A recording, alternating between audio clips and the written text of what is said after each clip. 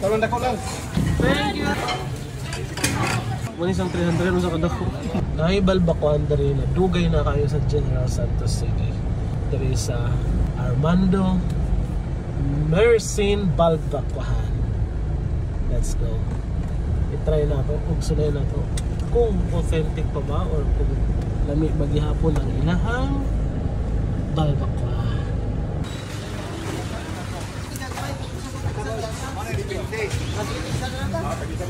Talon dako lang. Okay ka. Are. Pwede.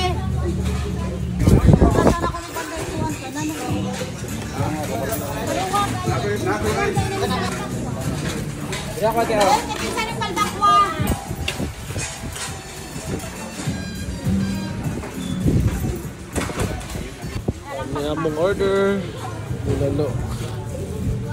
Tara na to ilang bulalo kay I heard ang ilang bulalo diri is out this way ng lasa. Sobra ka na may tanapa na. Pila ka oras gilatan nito eh? Isa ka adlaw ginalatan? Wow.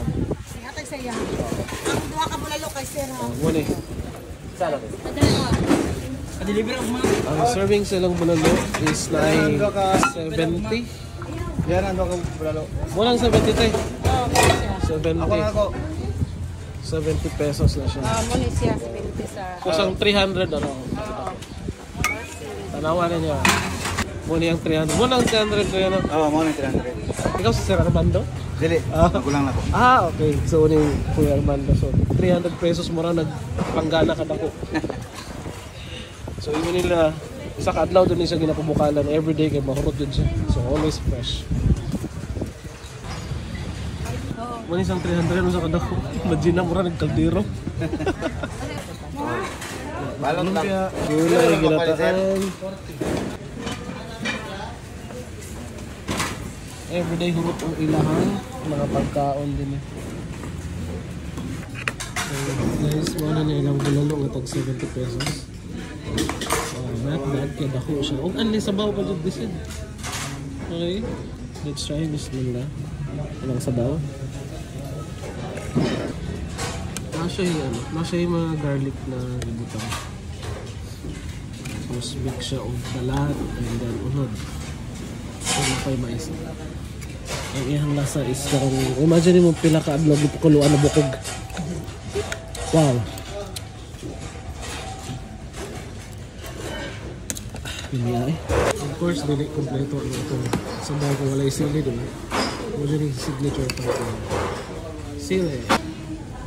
Ang sabaw niya, karang may imagine niyo ang sabaw, lasa sa sabaw na kailangan niyo during rainy days or hangover ka. Yung anak. So definitely maiwan ako isa sa gems ni sa mga restaurant dari sa General Santos City. Kalami. Okay, kwarta. Sabon ang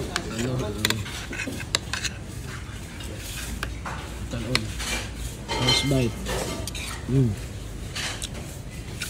Follow up sa bawah. Na-remember na ko ang bulaluan sa Tagaytay. Ang ilang style dito kay ang bulalo na isaw-sawan. So, yan eh. Sili, kalamansi, toyo. Ayan, mix.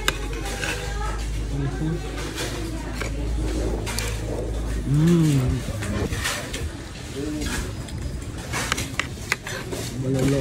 Mix na siya sa iyang panit. Bukog siya po. Wow.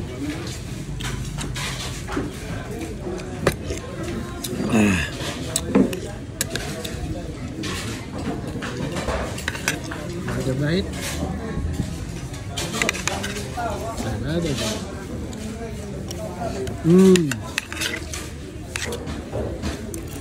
Wow. Kung kapakita mo lutong bahay, agad dyan mo siya.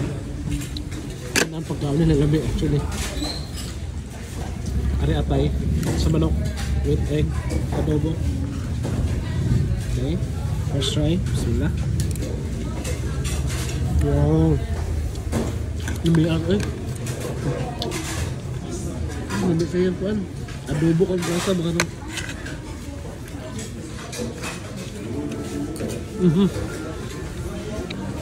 And the egg. High school pa ko, paborito na naman yun. So, once in a while, galuto ko nga. Pero lahi dyan na rin. Authentic ay. Wow.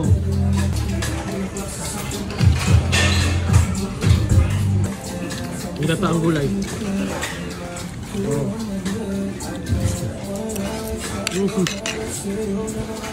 Nakita mo siguro, no? Anong nahurot? Siyempre, kalame. Pero di makumpleto ang bulalo kung hindi mo maghigop ng yan eh.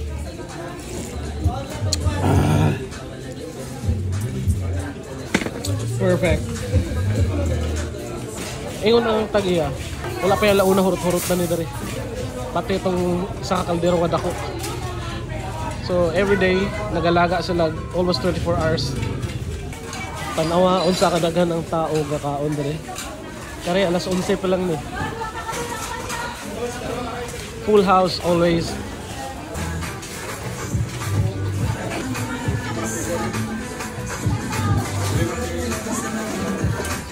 Nga naka-crowded.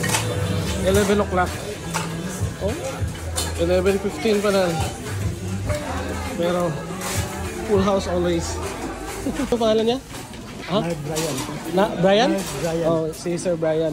Ang ka-Andre, adto na mo dire kay kami ang balbakwa sa Mercy balbakwahan. Mercy. Diri yung kananan. Very juga kananan. Okay. So as per Kuya Brian, ang Mercy's Balbacoa is dami nga kaayo. Then na-witness po damo kay nahurot gid mo pagkaon. So salamat ya ha. Salamat. 27 years until now. Buhi pa. Yan na nakadugay Armando Mercy's Balbacoan. Thank you. Location, Bagsakan na dira sa likod. So from Bula Road, agi na mo diri. Alunan na siya. Alunan na? Oh, alunan sa likod ani. So makita niyo Armando Mercy Balbacoan. The best.